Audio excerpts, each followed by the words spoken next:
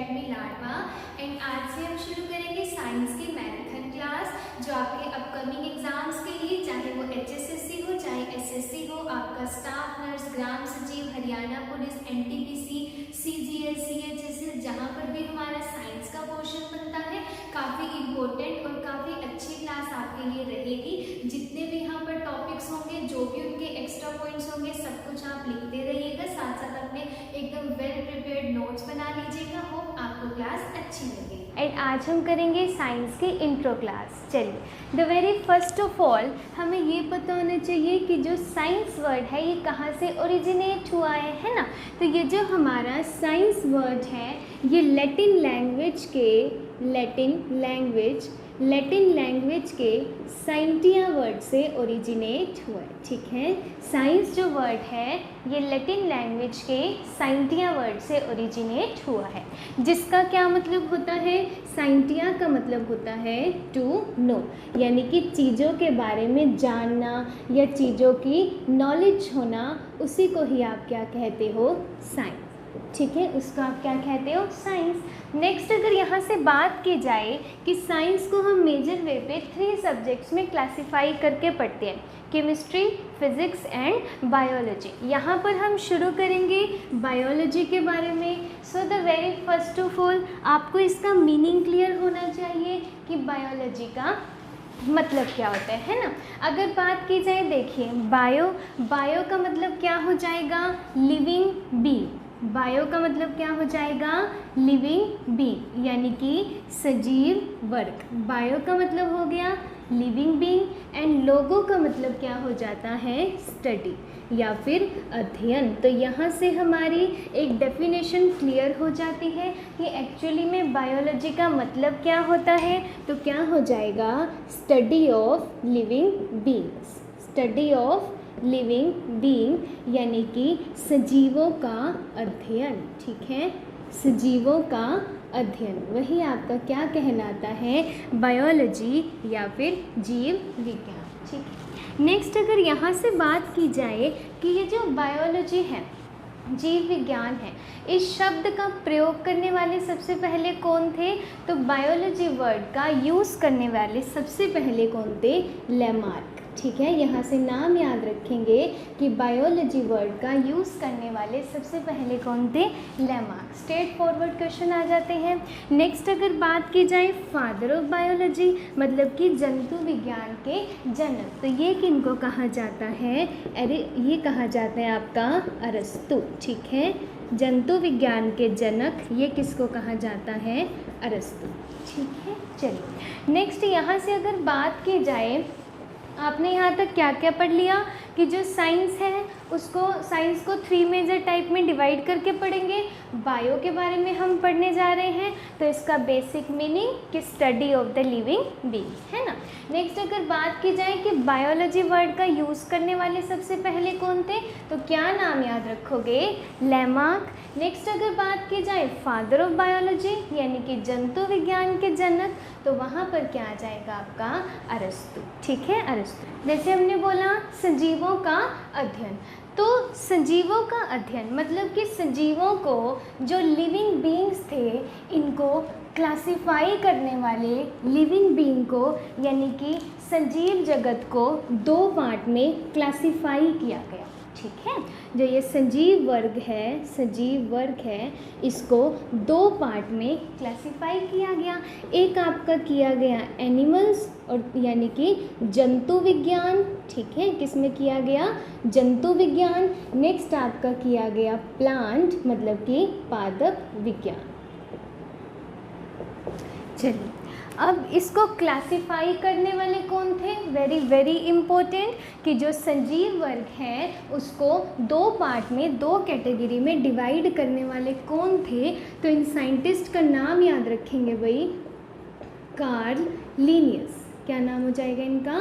Karl Linnaeus. ठीक है, Karl Linnaeus, जिन्होंने क्या किया? Study of classification. क्या किया? Study of classification into animals and plants. इसको आप क्या कह देते हो? एक और क्वेश्चन आ जाता है कि स्टडी ऑफ क्लासिफिकेशन, यानी कि सजीव सजीव जगत का वर्गीकरण करने का श्रेय किसको जाता है? कार्ल लिनियस को एनिमल्स और प्लांट्स में, और स्टडी ऑफ क्लासिफिकेशन को एक टर्म से जाना जाता है, दैट इज़ टेक्सोनोमी। ठीक है, ये काफ़ी इंपॉर्टेंट है, कई बार एग्जाम में आया है कि स्टडी ऑफ क्लासिफिकेशन को किस टर्म से जाना जाता है? टेक्सोनोमी। ठीक है, नेक्स्ट अगर बात की जाए तो father of taxonomy, father of taxonomy, तो फादर ऑफ टेक्सोनोमी भी कौन हो जाएंगे? Karl Linnaeus. ठीक है, फादर ऑफ टेक्सोनोमी कौन हो जाएंगे?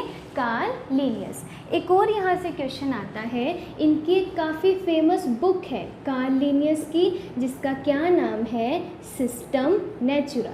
ठीक है, सिस्टम नेचुरे। यहाँ से डायरेक्ट फॉरवर्ड ये क्वेश्चन जो है वो बन जाए। Is that clear? चलिए नेक्स्ट अगर यहाँ से बात की जाए भाई कि लिविंग बींग्स को आपने दो पार्ट में क्लासीफाई तो कर दिया, एनिमल्स में एंड प्लांट्स में। अब अगर बात की जाए कि बायो की जिस ब्रांच के अंदर आप एनिमल्स के बारे में स्टडी करोगे, यानी कि जीव विज्ञान की जिस शाखा के अंदर आप जंतु विज्ञान के बारे में अध्ययन करोगे, उसको क्या कहा जाता है? जूलॉजी। ठीक है, क्या कहा जाता है बायो की इस ब्रांच को? जूलॉजी। और फादर ऑफ जूलॉजी कौन हो जाएंगे यहाँ से? फादर ऑफ जूलॉजी यानी कि आपका जंतु जगत के पिता या जंतु जगत के जनक, वो कौन हो जाएंगे? आपका फिर से अरस्तु। ठीक है, कौन हो जाएंगे भाई? अरस्तु। काफ़ी बार एग्जाम में पूछा गया है भाई, बहुत इंपॉर्टेंट है। ठीक है, नेक्स्ट अगर बात की जाए, जैसे आपने बात की एनिमल्स की स्टडी, तो आप जूलॉजी के अंडर करोगे। इसी तरीके से जो हमारे प्लांट्स हैं उनकी स्टडी हम बायो के किस ब्रांच के अंदर करेंगे? यहाँ लिख देती हूँ मैं। तो प्लांट्स की स्टडी हम किस ब्रांच के अंदर करेंगे? बॉटनी। ठीक है, यानी कि आपका पादप विज्ञान। जिस ब्रांच के अंदर आप पेड़ पौधों के बारे में स्टडी करते हो उसको क्या कहा जाएगा? बॉटनी। ठीक है, नेक्स्ट अगर बात की जाए भाई, जैसे आपने किया फादर ऑफ जूलॉजी अरस्तु, इसी तरीके से फादर ऑफ बॉटनी यानी कि पादप विज्ञान के जनक, तो ये कौन हो जाएंगे? थियोफ्रेस्टस। ठीक है, कौन हो जाएंगे? थियोफ्रेस्टस। Is that clear? चलिए यहाँ तक देखो हमने क्या क्या पढ़ा, फटाफट से इसको एक बार रिकॉल कर लेते हैं। The very first of all आपको क्या याद रखना है कि साइंस वर्ड आपका लैटिन लैंग्वेज के साइंटिया से ओरिजिनेट हुआ है। एक तो ये याद रखोगे, काफ़ी बार एग्जाम में पूछा गया है साइंटिया से, जिसका मतलब क्या हो जाएगा? To know. नेक्स्ट, साइंस को 3 कैटेगरी में पढ़ा। मेन किसके बारे में पढ़ रहे हैं अभी हम? बायोलॉजी के बारे में। तो नेक्स्ट पॉइंट ये याद रखना कि बायोलॉजी का मतलब क्या है? स्टडी ऑफ लिविंग बीइंग यानी कि सजीव वर्ग का अध्ययन। ये काफ़ी इंपॉर्टेंट हो जाता है। थर्ड पॉइंट ये याद रखिएगा कि जो बायोलॉजी वर्ड है उसका सबसे पहले प्रयोग किसने किया? तो क्या आ जाएगा? लेमा। ठीक है, फोर्थ नंबर पर याद रखिएगा कि फादर ऑफ बायोलॉजी यानी कि जंतु विज्ञान के जनक, तो वो किसको कहा जाएगा? अरस्तु। ठीक है, नेक्स्ट 4 पॉइंट हो गए ना यहाँ से। फिफ्थ पॉइंट आपने ये याद रखना है कि study of living being, living being को 2 कैटेगरी में डिवाइड करने वाले कौन थे आपके? Karl Linnaeus. कौन थे? Karl Linnaeus. एंड इसी तरीके से 6th पॉइंट आपने याद रखना है कि स्टडी ऑफ क्लासिफिकेशन यानी कि वर्गीकरण का अध्ययन, वर्गीकरण का अध्ययन, इसको क्या कहा जाता है? टेक्सोनोमी। क्या कहा जाता है? टेक्सोनोमी। तो फादर ऑफ टेक्सोनोमी भी कौन हो जाएंगे? Karl Linnaeus. ये यहाँ से आपका 7th पॉइंट हो जाएगा। ठीक है, नेक्स्ट कार्ल लिनियस की बुक का नाम याद रख लीजिएगा भाई, सिस्टम नेचुरे। ये आपका 8 पॉइंट हो जाएगा, है ना। नेक्स्ट अगर बात की जाए, 2 पार्ट में क्लासीफाई करके पढ़ा, एनिमल एंड प्लांट्स। एनिमल की स्टडी किस बायो के ब्रांच के अंदर करते हो? Zoology. 9th point. 10th point कर लीजिएगा कि फादर ऑफ आपका जूलॉजी क्या हो जाएगा? अरस्तु। उसके बाद प्लांट के बारे में जहाँ आप स्टडी करते हो, botany. And next father of botany कौन हो जाएंगे? थियोफ्रेस्टस। ठीक है। In this class we will discuss about the very informative topic of life science that is vitamins, ठीक है। चलिए यहाँ से पढ़ते हैं किसके बारे में, वाइटामिन्स के बारे में। बहुत ही इंपॉर्टेंट टॉपिक है, एग्जाम में एक आधा क्वेश्चन आपको इसका ज़रूर मिल जाएगा, ठीक है। देखिए सबसे पहले हमें ये पता होना चाहिए कि जो वाइटामिन वर्ड है ये कहाँ से ओरिजिनेट हुआ है ना। तो ये जो हमारा वाइटामिन वर्ड है ये हमारा लैटिन लैंग्वेज के मतलब कि लैटिन भाषा के वीटा वर्ड से ओरिजिनेट हुआ है। वीटा एंड एमाइन किस वर्ड से ओरिजिनेट हुआ है, Vita and amine. Basically Vita का मतलब क्या हो जाता है, लाइफ, क्या मतलब होता है लाइफ, और अमाइन का मतलब होता है अमीनो एसिड। क्या मतलब होता है, अमीनो एसिड। तो डेफिनेशन क्लियर हो गई होगी कि एक तो जो भी हमें लाइफ प्रोसेस में हेल्प करेगा, और दूसरा वाइटामिन्स क्या होते हैं, आपका अमीनो एसिड के ही यूनिट होते हैं। अमीनो एसिड आपको पता है कि जो भी प्रोटीन होता है, प्रोटीन के सब्स्टिट्यूट यूनिट आपका क्या होते हैं, अमीनो एसिड, ठीक है। डेफिनेशन क्लियर हो जाती है। नेक्स्ट अगर बात करें कि विटामिन थ्योरी यानी कि विटामिन की खोज किसने की है, इसके बारे में किसने बताया, एक नाम याद रखेंगे, C.P. हॉपकिंस। क्या नाम याद रखेंगे, C.P. हॉपकिंस। ये नाम यहाँ पर याद रखेंगे कि विटामिन थ्योरी के बारे में किसने बताया। नेक्स्ट आता है कि ये जो विटामिन वर्ड है, विटामिन शब्द जो है ये किसने दिया, तो नाम याद रखेंगे C. फंक। क्या नाम याद रखेंगे, C. फंक। 1911 में दिया था, चलो इतना नहीं पूछता, किसने ये विटामिन शब्द आपका किसने दिया, C. फंक ने, ठीक है।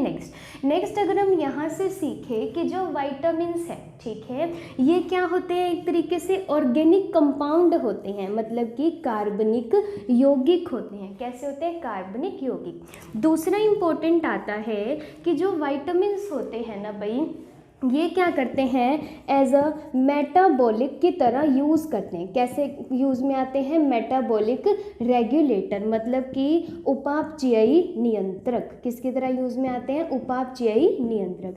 अभी इसका क्या मतलब है, मेटाबॉलिक रेगुलेटर का मतलब है कि जो आपकी बॉडी में मेटाबॉलिज्म को क्या करेगा, कंट्रोल करेगा। किसको कंट्रोल करेगा भाई, मेटाबॉलिज्म को कंट्रोल। अभी मेटाबॉलिज्म का मतलब होता है सिंपल सा, जैसे हमने खाना खाया है ना, तो वो जो फूड होता है, जो भी आपका फूड है, कॉम्प्लेक्स फूड, वो आगे क्या होता है, जब वो टूटता है, जब वो ब्रेक डाउन होता है, तो वो हमारी बॉडी को क्या प्रोवाइड करता है, एनर्जी, ठीक है। क्या प्रोवाइड करवाता है, एनर्जी। तो जो हमारा विटामिन्स होते हैं वो किसकी तरह बिहेव करते हैं, एज अ मेटाबॉलिक रेगुलेटर, ठीक है। दूसरा आता है इम्पोर्टेंट। नेक्स्ट अगर यहाँ से सीखें कि जो हमारे विटामिन्स हैं वो एज अ कैटलिस्ट की तरह भी बिहेव करते हैं। किसकी तरह बिहेव करते हैं, कैटलिस्ट, मतलब कि उत्प्रेरक। ये क्या होते हैं, जो हमें हमारी बॉडी में केमिकल रिएक्शन करवाने में हेल्प करेंगे और फिर बाद में वहाँ से निकल जाएंगे, ठीक है। उसके बाद नेक्स्ट अगर बात करते हो कि जो विटामिन्स हैं वो बॉडी में खुद सिंथेसिस नहीं होते, वो आपको बाहर से लेने पड़ते हैं, ठीक है। अगर मैं यहाँ से बात करती हूँ, देखिए विटामिन्स को हमें क्या चाहिए होते हैं, ये थोड़े ही अमाउंट में चाहिए होते हैं। कितने अमाउंट में चाहिए होते हैं, ये थोड़े ही अमाउंट में चाहिए होते हैं। अगर आप ज़्यादा विटामिन ले भी रहे हो तो भी वो आपके बॉडी में स्टोर नहीं होते, ठीक है। तो ये हमें थोड़े ही अमाउंट में चाहिए होते हैं। नेक्स्ट एक यहाँ से बहुत इम्पोर्टेंट क्वेश्चन आया था कि विटामिन से हमें कितनी ऊर्जा मिलती है, तो याद रखना है 0। विटामिन से हमें कोई भी ऊर्जा नहीं मिलती, ठीक है। ये तो सिंपल बस क्या काम करते हैं, एज अ कैटलिस्ट की तरह काम करते हैं, या फिर सिंपल जो है थोड़ा थोड़ा यहाँ से क्या होता रहता है, प्रोसेस होता रहता है, ठीक है। नेक्स्ट अगर यहाँ से बात करते हैं भाई कि जो विटामिन्स है इसको हम सब्स्टिट्यूट 2 कैटेगरी में डिवाइड करके पढ़ते हैं। एक आपका विटामिन होता है वाटर सॉल्युबल मतलब कि जल में घुलनशील, ठीक है, वाटर सॉल्युबल जल में घुलनशील, और दूसरा होता है फैट सॉल्युबल मतलब कि वसा में घुलनशील। यहाँ से बहुत बार क्वेश्चन आता है हमारा, देखिए अगर बात करते हो वाटर सॉल्युबल, एक तो डायरेक्ट यही क्वेश्चन आ जाता है कि कौन सा विटामिन है जो वाटर सॉल्युबल है, तो याद रखोगे विटामिन बी एंड सी।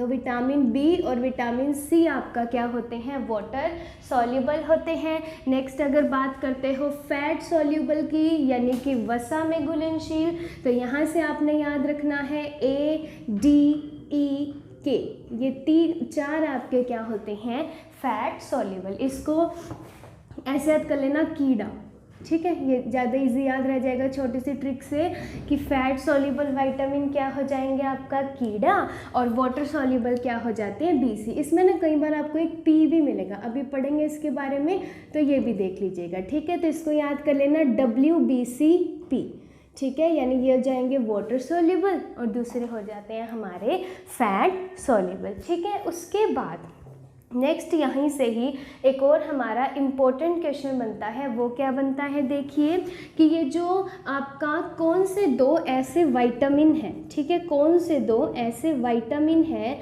जो आपकी बॉडी में स्टोर नहीं रहती, ठीक है, कौन से ऐसे विटामिन हैं जो बॉडी में स्टोर नहीं रहते।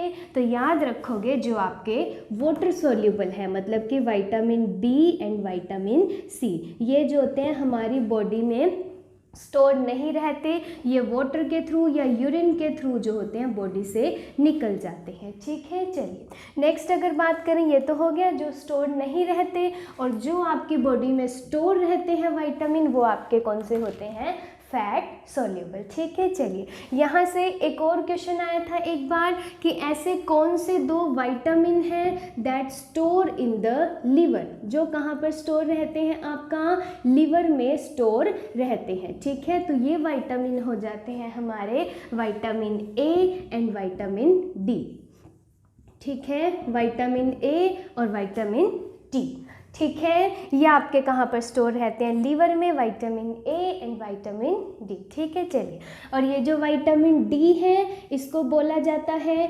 सनशाइन विटामिन, क्या बोला जाता है, सनशाइन विटामिन। जब इसको डिटेल में करेंगे तो इसके बारे में पढ़ेंगे भाई, ठीक है। चलिए यहाँ तक समझ में आ गया होगा, फटाफट से इसको रिवाइज कर लेते हैं, क्या क्या पढ़ा हमने यहाँ तक अभी तक। देखिए सबसे पहले याद रखोगे कि जो ये हमारा विटामिन वर्ड है ये कहाँ से ओरिजिनेट हुआ, पहला क्वेश्चन, तो लैटिन लैंग्वेज के वीटा वर्ड से, जिसका मतलब है लाइफ, एंड अमीन मतलब कि अमीनो एसिड, जो आपका प्रोटीन की क्या है, यूनिट है। एक क्वेश्चन तैयार। दूसरा याद रखोगे विटामिन थ्योरी के बारे में किसने बताया, तो हॉपकिंस, क्या नाम आ जाएगा, हॉपकिंस। तीसरा याद रखोगे विटामिन शब्द किसने दिया, तो आ जाएगा सी फंक ने, ठीक है। उसके बाद फोर्थ याद रखोगे विटामिन कैसे होते हैं, तो क्या आ जाएगा, ऑर्गेनिक कंपाउंड या फिर कार्बनिक यौगिक होते हैं, किसमें हेल्प करते हैं, मेटाबॉलिक रेगुलेटर की, हमारे शरीर में जो भी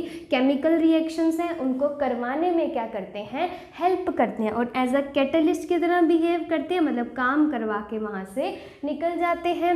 नेक्स्ट बात करते हो वेरी वेरी इंपॉर्टेंट कि विटामिन जो होते हैं उनसे हमें कितनी ऊर्जा मिलती है, तो कोई भी ऊर्जा नहीं मिलती, आंसर आ जाएगा 0। नेक्स्ट आता है इंपॉर्टेंट कि जो विटामिन है इसको 2 कैटेगरी में पढ़ा, एक आपका वाटर सॉल्युबल यानी कि जल में घुलनशील, जो क्या आ जाता है विटामिन बी एंड सी, और एक पी और याद रख लीजिएगा इसके साथ। उसके बाद और जो आपके वसा में घुलनशील वो आपका क्या आ जाएगा, vitamin A D E and के, ठीक है। चलिए नेक्स्ट इंपॉर्टेंट क्वेश्चन, जो विटामिन आपका लिवर में स्टोर रहता है, vitamin A and D, D को सनशाइन भी बोला जाता है, सनशाइन विटामिन, और जो विटामिन बॉडी में स्टोर नहीं रहते वो आपका बी और सी, जो आपके यूरिन या वाटर मतलब स्वेट की फॉर्म में या वाटर की फॉर्म में बॉडी से निकल जाते हैं, ठीक है। उसके बाद इतना समझ में आ गया होगा, जहाँ से डायरेक्ट क्वेश्चन आता है। नेक्स्ट क्लास में जो हम कंटिन्यू करेंगे, हम पढ़ेंगे यहीं से इसको शुरू करेंगे भाई विटामिन ए से, हर एक विटामिन को पूरा अच्छे से डिटेल में पढ़ेंगे, जहाँ से आपका एग्ज़ाम रेलिवेंट क्वेश्चन बनता है। अभी के लिए इसको इतना अच्छे से नोट कर लीजिएगा, जहाँ से जो दिक्कत लगे पूछ लीजिएगा, ठीक है। In this class we will discuss about the important topic of life science that is vitamin A, ठीक है। चलिए लास्ट क्लास में हमने किसके बारे में पढ़ा था भाई?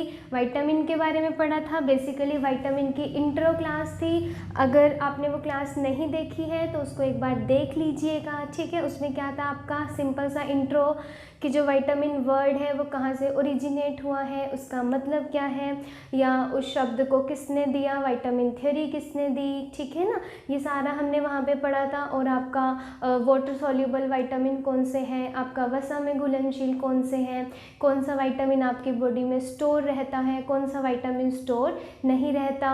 एंड नेक्स्ट आपका जो भी विटामिन है उससे हमें कितनी एनर्जी मिलती है, तो दैट इज़ ज़ीरो एनर्जी। एक हमने मेटाबॉलिक प्रोसेस के बारे में पढ़ा था जो आपको क्या करता है, आपकी बॉडी को इन्फेक्शन वगैरह से बचाता है। तो अगर आपने वो नहीं देखी है तो उसको देख लीजिएगा। नेक्स्ट हम यहाँ से कंटिन्यू करते हैं अबाउट विटामिन ए, ठीक है। चलिए, सबसे पहले क्या आता है आपका कि विटामिन ए की डिस्कवरी किसने करी या इसके बारे में किसने बताया?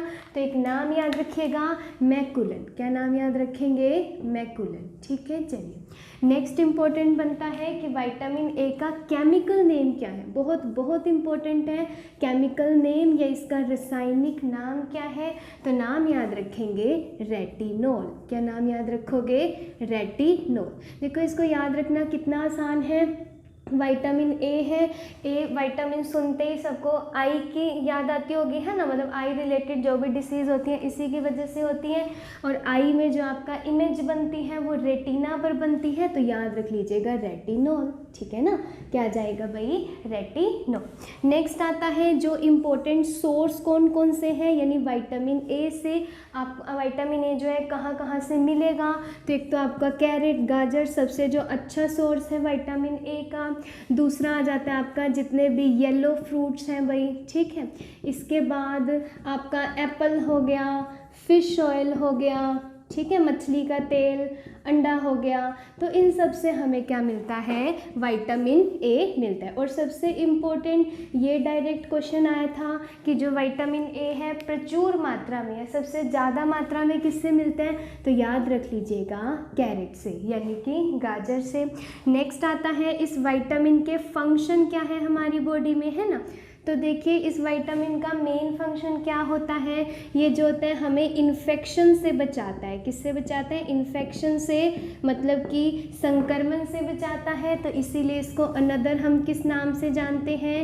एंटी इन्फेक्शन विटामिन, ठीक है। एंटी इन्फेक्शन विटामिन यानी कि रोग प्रतिरोधी संक्रमण, रोग प्रतिरोधी संक्रमण विटामिन, या इसी को ही बोला जाता है अनदर एंटी कैंसर विटामिन, ठीक है, यानी कि कैंसर रोधी विटामिन, ठीक है भाई, कैंसर रोधी विटामिन। इसके बाद और एक और इसकी क्या खास बात है, ये जो होता है रिंकल्स नहीं पड़ने देता। अगर आप विटामिन ए अच्छी अमाउंट में लेते हो तो ये रिंकल्स या फिर झुर्रियाँ वगैरह भी इससे नहीं पड़ती, ठीक है। और क्या करता है? आपकी बॉडी को स्ट्रॉन्ग बनाता है, ये सारी चीज़ें, मांसपेशियों को स्ट्रॉन्ग बनाता है और आपकी आई को भी क्या रखता है? हेल्दी रखता है, ठीक है। चलिए, किसको हेल्दी रखता है भाई? आपकी आईज़ को, यानी आई रिलेटेड डिसीज़ नहीं होती, चश्मा नहीं लगता अगर आप क्या लेते हो? Vitamin A. नेक्स्ट आता है कि अगर मान लीजिए विटामिन ए की डिसीज़ हो जाए, कमी हो जाए, तो कौन कौन से बीमारियां, कौन कौन से डिसीज़ हो सकती हैं? तो याद रखिएगा, इम्पोर्टेंट है बहुत भाई। एक तो आपका जैसे नाइट ब्लाइंडनेस हो गया, मतलब कि रतौंधी रोग, ठीक है। दूसरा आपका यहाँ से कलर ब्लाइंडनेस हो जाता है, कलर ब्लाइंडनेस मतलब कि वर्णदता रोग, वर्णदता। एक और याद रखिएगा इम्पोर्टेंट, ज़ीरोफ्थेल्मिया। क्या हो जाता है भाई? ज़ीरोफ्थेल्मिया, ठीक है, ज़ीरोफ्थेल्मिया।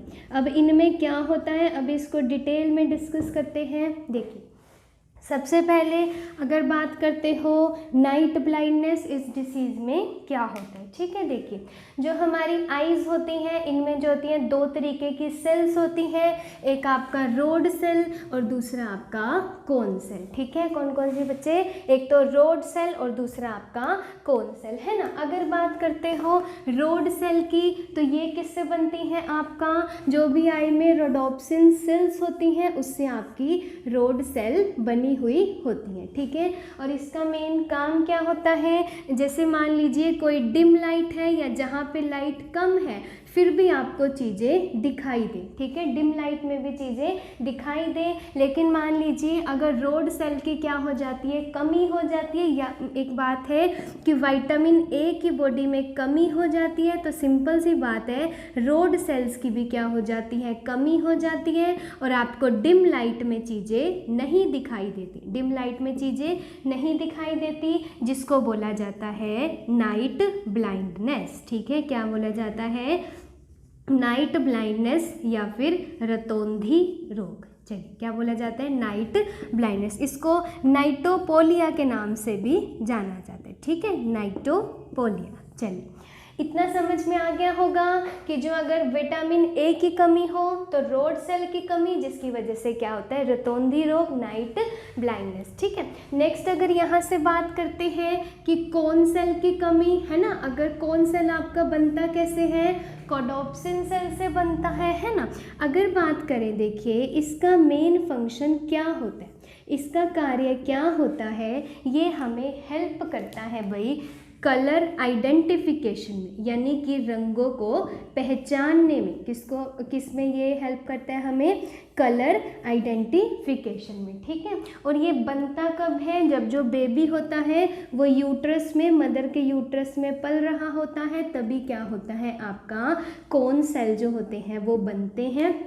अगर तब कौन सेल नहीं बनते तो जो बच्चा होता है वो जो होता है कलर आइडेंटिफिकेशन नहीं कर पाता, तो ये एक तरीके से आपकी कैसी होती है, जेनेटिक डिसीज़ होती है। कैसी डिसीज़ हो जाती है भाई, जेनेटिक डिसीज़ होती है। नेक्स्ट अगर बात करते हैं कि कौन सेल की कमी हो तो कौन कौन से कलर नहीं पहचान पाता, तो दो याद रखेंगे, एक तो आपका ग्रीन कलर और एक आपका रेड कलर। इसकी वो जो होता है आइडेंटिफिकेशन नहीं कर पाता, किस किस कलर की, ग्रीन और रेड। तो अगर कौन सेल की कमी हो जाती है तो आपको कौन सी डिसीज़ हो जाती है, यहाँ से कलर ब्लाइंडनेस। कौन सी हो जाती है, कलर ब्लाइंडनेस, यानी कि वर्णदता। और ये किसकी कमी की वजह से होता है, जो भी आपकी आई में कौन सेल होते हैं, ठीक है।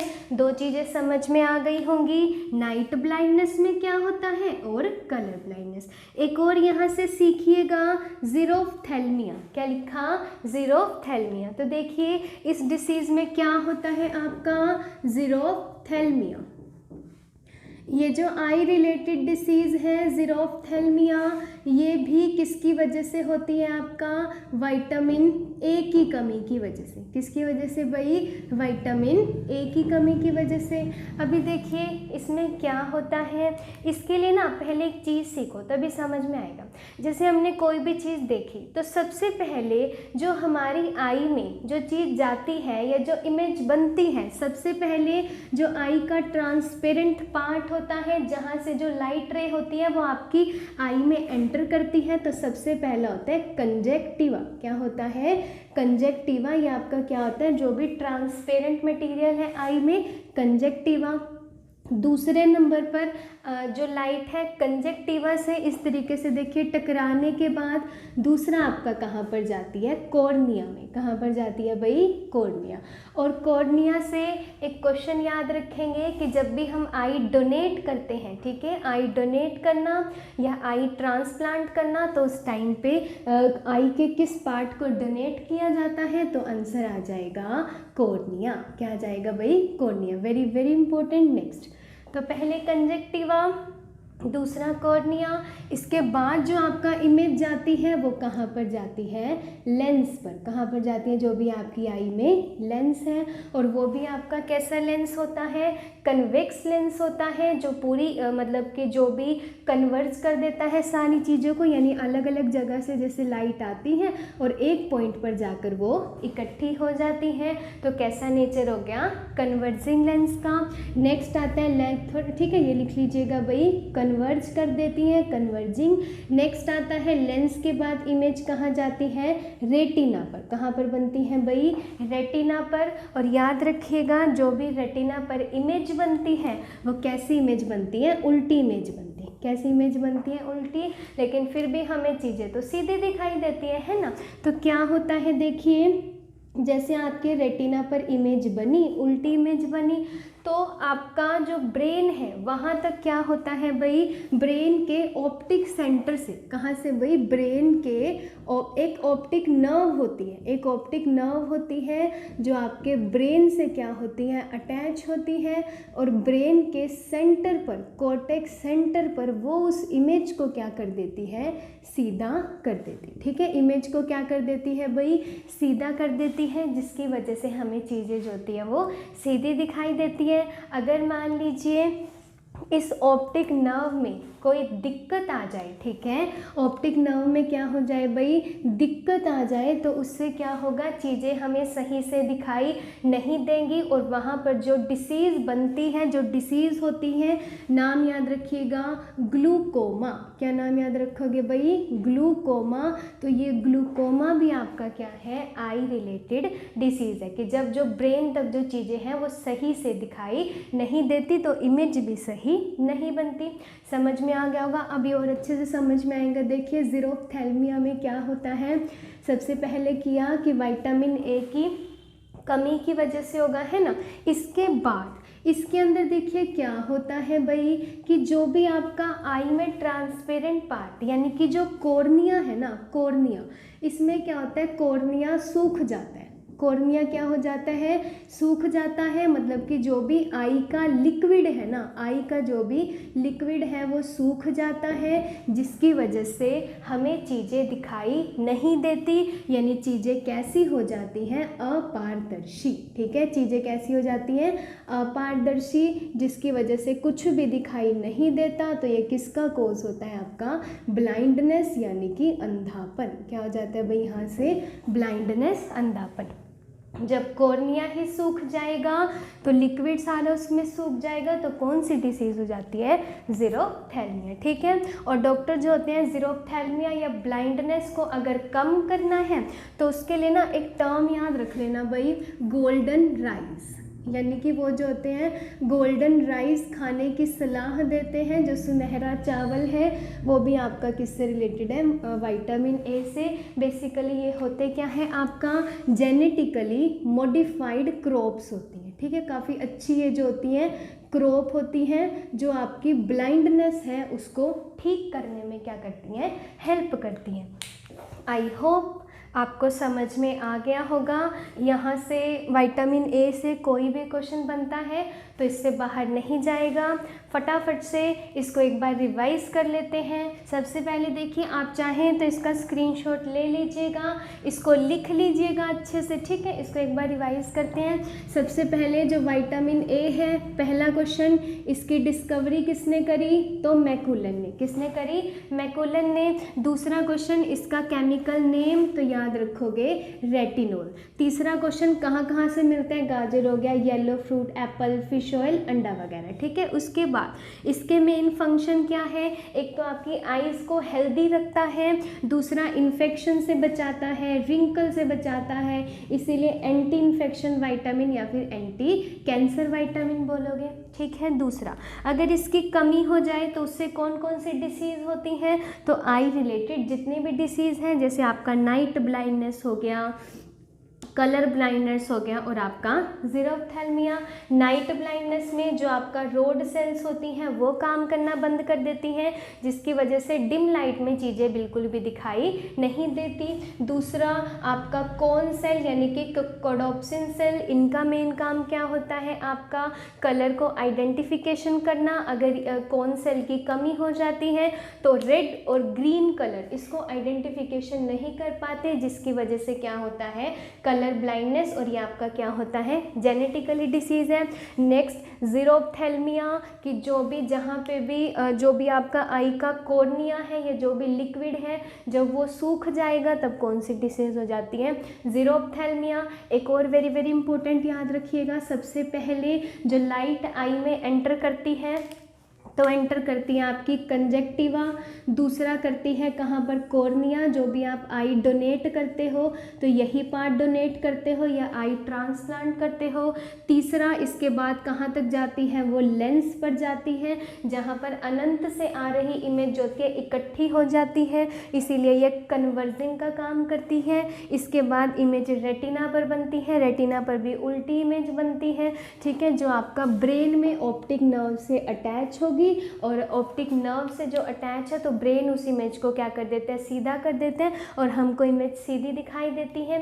लेकिन अगर ऑप्टिक नर्व में दिक्कत आ जाए तो कौन सी डिसीज़ हो जाती है जिससे चीज़ें सही से नहीं दिखाई देती, दैट इज़ ग्लूकोमा, ठीक है। और एक और टर्म याद रखोगे आपका गोल्डन राइस, किससे रिलेटेड है, विटामिन ए। अच्छा, एक लास्ट क्वेश्चन और याद रख लेना यहाँ से, स्टडी ऑफ विटामिन, ये रह गया था भाई बताना, विटामिन के अध्ययन को क्या कहा जाता है, स्टडी ऑफ विटामिन, यानी कि विटामिनोलॉजी, ठीक है, विटामिनोलॉजी, विटामिनोलॉजी। और जो विटामिन होते हैं वो हमारी बॉडी में खुद सिंथेसिस नहीं होते, हमें बाहर से वो लेने पड़ते हैं, ठीक है भाई, और हमें इन्फेक्शन वगैरह से बचाते हैं। In this class we will discuss about the very informative topic of life science, that is vitamin B, ठीक है। चलिए, इससे पहले वाली वीडियोस में हम विटामिन की इंट्रो क्लास कर चुके हैं, विटामिन ए के बारे में पढ़ चुके हैं, विटामिन सी एंड डी के बारे में पढ़ चुके हैं, एंड विटामिन ई एंड के बारे में पढ़ चुके हैं, ठीक है। इस विटामिन की सीरीज़ में एक लास्ट जो हमारा टॉपिक बचता है दैट इज़ विटामिन बी। अगर अभी तक आपने वो वीडियोस नहीं देखी है तो उनको देख लीजिएगा, ताकि एक पूरा विटामिन का चैप्टर आपका वाइंड अप हो जाए, ठीक है। चलिए, सबसे पहले बात करते हैं विटामिन बी की। तो एक तो हमें यहाँ से ये सीखना है कि जो विटामिन बी है ना, एक तो ये क्या है हमारा वाटर सॉल्युबल, पहले हमने पढ़ा था वाटर सॉल्युबल है, मतलब कि जल में घुलनशील है। दो विटामिन है जो आपके जल में घुलनशील है, एक आपका विटामिन बी एंड एक आपका विटामिन सी, है ना। अगर बात करते हैं विटामिन बी तो ये आपका है वाटर सॉल्युबल। इसके बाद नेक्स्ट आता है हमारा कि ये जो विटामिन बी है ना, it is not the single vitamin, ये एक विटामिन नहीं है, ये जो है इसमें बहुत सारे विटामिन आते हैं, जैसे आपका विटामिन B1 हो गया, B2, B3, B5, B6, आगे B7 हो जाता है, B9 हो जाएगा, B8, आगे आपका B11 हो गया, B12। तो इन सब के बारे में यहाँ से हम जो है डिटेल में करेंगे, ठीक है। देखिए एक एक करके इनको, सबसे पहले तो इसीलिए ये एक विटामिन नहीं है, तो इसको बोला जाता है कॉम्प्लेक्स विटामिन। ये क्या है, विटामिन का पूरा ग्रुप है, तो इसको क्या बोला जाता है, कॉम्प्लेक्स विटामिन, ठीक है। विटामिन बी से एक और क्वेश्चन याद रखेंगे कि जो विटामिन बी है, मतलब ऐसा कौन सा विटामिन है जिसमें नाइट्रोजन पाया जाता है, तो आंसर आ जाता है विटामिन बी। क्या पाया जाता है इस विटामिन में, आपका नाइट्रोजन, ठीक है। चलिए अब एक एक करके इनके बारे में पढ़ते हैं। सबसे पहले आता है आपका विटामिन B1, ठीक है, विटामिन B1। तो पहले सीखिए इसका केमिकल नेम क्या हो जाएगा, डायरेक्ट पेपर में आया हुआ क्वेश्चन है, तो वो हो जाता है हमारा थायमीन। क्या हो जाएगा, थायमीन। विटामिन B1 का केमिकल नेम क्या हो जाएगा आपका, थायमीन। दूसरा क्वेश्चन आता है कि विटामिन B1 के सोर्सेज क्या है, यानी किससे आपको विटामिन B1 मिलेगा। तो सिंपल सा याद रखिएगा, जितने भी टाइप के बीज होते हैं, जितने भी तरह के सभी प्रकार के बीज हैं, उससे हमें क्या मिलता है, विटामिन B1। नेक्स्ट आता है कि ये जो विटामिन B1 है इसके फंक्शन क्या है या इसके कार्य क्या है। तो सबसे पहले तो याद रखेंगे कि जो विटामिन B1 है ना, ये किस में हेल्प करता है, मेटाबॉलिज्म में, यानी कि उपापचयी क्रिया में हेल्प करते हैं। नेक्स्ट अगर बात करूँ आपका मस्कुलर एक्टिविटी, मतलब चलने फिरने में क्या करता है, हेल्प करता है, ठीक है, इतना समझ में आ जाएगा। नेक्स्ट अगर बात करूँ यहाँ से एक दो तीन क्वेश्चन और याद रखिएगा कि जो चावल के छिलके होते हैं अगर वो उतार दिए जाते हैं तो उसमें भी क्या नष्ट हो जाता है, वहाँ से आपका विटामिन B1, ठीक है। जो या ऐसे याद कर लीजिएगा कि चावल को धोने से कौन सा विटामिन नष्ट हो जाता है, तो आ जाएगा विटामिन B1। चावल को धोने से उसके ऊपर से विटामिन B1 नष्ट हो जाता है। और जो अनाज है, अनाज के छिलकों में भी कौन सा विटामिन आपका प्रेजेंट होता है, तो आपका आ जाएगा विटामिन B1, ठीक है। अनाज के छिलकों में आपका विटामिन B1। नेक्स्ट आता है आपका कि अगर विटामिन B1 की कमी हो जाए बॉडी में तो उससे कौन सी डिसीज़ होती है, very very important, that is beriberi. क्या हो जाती है भाई, बेरी, जिसमें भूख कम लगना, चक्कर आना, तो ये सारे सिम्टम इसमें होते हैं। नेक्स्ट हमने बात की है मस्कुलर एक्टिविटी में हेल्प करेगा, तो अगर इसकी कमी हो जाती है तो सिंपल सी बात है मसल संबंधी आपको डिसीज़ यानी कि मांसपेशियों से संबंधी रोग होगा, मांसपेशियाँ ऐंठन बोलिए या मांसपेशियों से संबंधित रोग। ठीक है, चलिए विटामिन B1 इतना समझ में आ जाएगा। इससे जो जो इम्पोर्टेंट क्वेश्चन बनते हैं, एक तो सिंपल सा विटामिन B1 केमिकल नेम याद रखेंगे, थायमीन दूसरा आपका सभी प्रकार के बीजों से मिलता है। नेक्स्ट मेटाबॉलिज्म में हेल्प करता है, मतलब हमारी बॉडी को एनर्जी वगैरह प्रोवाइड करना। मस्कुलर एक्टिविटी में हेल्प करेगा, अगर कमी मस्कुलर एक्टिविटी, एक और चीज़ याद रखिएगा कि एक्टिन एंड मायोसिन बनाने में भी हेल्प करता है। ठीक है, एक्टिन एंड मायोसिन ये दोनों आपका मसल से ही रिलेटेड है। नेक्स्ट आपका कमी हो जाए तो बेरी एंड मसल संबंधी रोग यहाँ से हो जाते हैं। एक और याद रखिएगा मेंटल डिसऑर्डर यानी कि भूलने की बीमारी या ऐसा मानसिक बीमारी संबंधी भी यहाँ से हो जाता है मेंटल डिसऑर्डर। ठीक है, नेक्स्ट आता है हमारा विटामिन B2। तो अगर सबसे पहले इसका केमिकल नेम लर्न करें तो वो आ जाएगा राइबोफ्लेविन। ठीक है, क्या आ जाएगा, राइबोफ्लेविन। इसके बाद नेक्स्ट आता है इसके सोर्सेस क्या क्या हो जाते हैं, तो जैसे पनीर, अंडा, हरी सब्जियां, मांस, मछली और दाल वगैरह, इससे हमको क्या मिलता है, विटामिन B2। नेक्स्ट अगर बात करें इसके फंक्शंस क्या है, तो बच्चे की ग्रोथ के लिए या चाइल्ड की डेवलपमेंट के लिए ये विटामिन जो है सबसे अच्छा होता है। तो चाइल्ड की ग्रोथ के लिए, बच्चे के विकास के लिए यह विटामिन आपका B2 हेल्प करता है। ठीक है, नेक्स्ट अगर मैं बात करूं कि विटामिन B2 की कमी से कौन सी डिसीज़ हो जाती है, तो याद रखिएगा किलोसिस। क्या हो जाता है भाई, किलोसिस। किलोसिस में क्या होता है, सिंपल सा सीख लीजिए, जैसे जो हमारे लिप्स होते हैं इसके यहाँ साइड से ये क्या होता है, फटने लग जाते हैं। ठीक है, तो वो आपकी कौन सी डिसीज़ होती है, किलोसिस, जो विटामिन B2 की कमी से हो जाती है। ठीक है, तो यह विटामिन हमारी स्किन को, लिप्स को और आपके टंग को क्या रखता है, सेफ रखता है। किसको, जैसे टंग हो गई, स्किन हो गई, आपके लिप्स हो गए, इसको ये क्या रखता है, हेल्दी रखता है। ठीक है, चलिए एक और यहाँ से क्वेश्चन आया था एक बार कि जो विटामिन B2 है इसका अनदर नेम क्या है, तो याद रखेंगे इसको बोला जाता है विटामिन G। ठीक है, विटामिन G भी जो है इसी को बोला जाता है। ठीक है, नेक्स्ट आता है आपका about vitamin B3। Vitamin B3, तो सबसे पहले इसका केमिकल नेम याद रखेंगे विटामिन B3 का केमिकल नेम हो जाता है नियासिन। ठीक है, क्या हो जाएगा, नियासिन। चलिए नेक्स्ट आता है आपका कि ये विटामिन आपका इसके सोर्सेस क्या हैं, वही तो अंडे की जर्दी हो गया, दूध, पिस्ता, मेवा वगैरह। ठीक है, इसका फंक्शन क्या है कि यह क्या करेगा, हमारे ब्लड में जो भी कोलेस्ट्रॉल लेवल होता है ना उसको ये क्या करके रखता है, कंट्रोल, यानी जो भी वसा की मात्रा होती है हमारे ब्लड में उसको यह क्या करता है, कंट्रोल करता है। ठीक है, नेक्स्ट आता है अगर बॉडी में विटामिन B3 की कमी हो जाए तो उससे कौन सी डिसीज हो जाती है, पेलेग्रा। बहुत इंपॉर्टेंट है भाई, कौन सी डिसीज हो जाती है, पेलेग्रा। इसमें क्या होता है कि जैसे फिंगर्स वगैरह है ना उसके बीच में क्या होती है, ईचिंग होती है, खारिश सी हो जाती है जो फिंगर्स के बीच में, क्या हो जाता है यहाँ से, पेलेग्रा। नेक्स्ट अगर हम बात करते हैं विटामिन B3 के बाद आपका आ जाता है विटामिन B5। ठीक है, विटामिन B5 सबसे पहले तो इसका केमिकल नेम याद रखेंगे तो वो हो जाता है हमारा पेंटाथोनिक एसिड। क्या हो जाएगा, पेंटाथोनिक एसिड या फिर अम्ल। उसके बाद इसके सोर्सेस क्या हो जाते हैं, जैसे खमीर, दूध और पिस्ता वगैरह। नेक्स्ट आता है यह इसका क्या फंक्शन है कि यह जो विटामिन है ना ये वेट को या फिर वजन को क्या करके रखता है, कंट्रोल करता है। ठीक है, वेट को क्या करता है, कंट्रोल करता है। नेक्स्ट अगर मैं बात करूं अगर विटामिन B5 की बॉडी में कमी हो जाए तो उससे कौन सी डिसीज़ हो जाती है, दैट इज़ पैरेंथीसिया।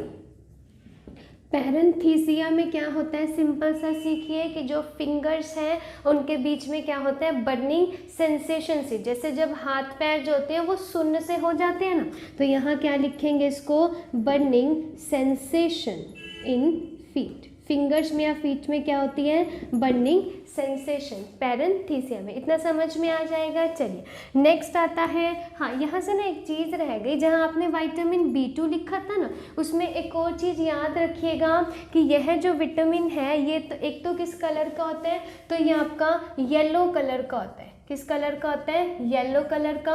और अगर इसको सूर्य की रोशनी में या इसको ज़्यादा पकाया जाता है तो यह जो विटामिन है यह नष्ट हो जाता है, यह विटामिन क्या हो जाता है, ख़त्म हो जाता है। ठीक है, चलिए नेक्स्ट यहाँ से बात करते हैं विटामिन B6 की। ठीक है, तो विटामिन B6 का एक तो केमिकल नेम याद रखेंगे, क्या आ जाएगा, पायरिडॉक्सिन। ठीक है, इम्पोर्टेंट है, क्या आ जाएगा, पायरिडॉक्सिन। ठीक है, नेक्स्ट इसके सोर्सेस क्या हो जाते हैं, तो दूध, अनाज, गेहूं और मांस वगैरह। नेक्स्ट अगर बात करते हैं इस विटामिन B6 का मेन फंक्शन क्या होता है, हमारी बॉडी में RBC का जो भी लेवल है, RBC या जो भी प्रोडक्शन करता है, रेड ब्लड सेल की जो भी प्रोडक्शन करता है, उसके लेवल को क्या करके रखना, कंट्रोल करके रखना या फिर मेंटेन करके रखना RBC के प्रोडक्शन को, है ना। नेक्स्ट आता है कि अगर इसकी कमी हो जाए तो यहाँ से ना याद रखिएगा जो 3 की टेबल है, जैसे एक तो B6, B9 और B12, तीनों में ही क्या होती है आपका RBC या जो एनीमिया होता है, मतलब खून की क्या होती है, कमी होती है। ठीक है, तो यहाँ पर क्या हो जाता है, अगर विटामिन B6 की कमी हो जाती है तो याद रखेंगे माइल्ड एनीमिया। माइल्ड एनीमिया मतलब कि जो RBC है उसकी प्रोडक्शन यानी RBC बनना वो क्या हो जाता है, कम हो जाता है। ठीक है, तो विटामिन B6 में याद रखेंगे RBC बनना जो होता है वो कम हो जाता है। यहाँ से एक और चीज़ याद रखिएगा, जहाँ आपने विटामिन B5 लिखा था उसके साथ विटामिन B5 को एक और नाम से जाना जाता है, दैट इज़ विटामिन P। ठीक है, विटामिन P।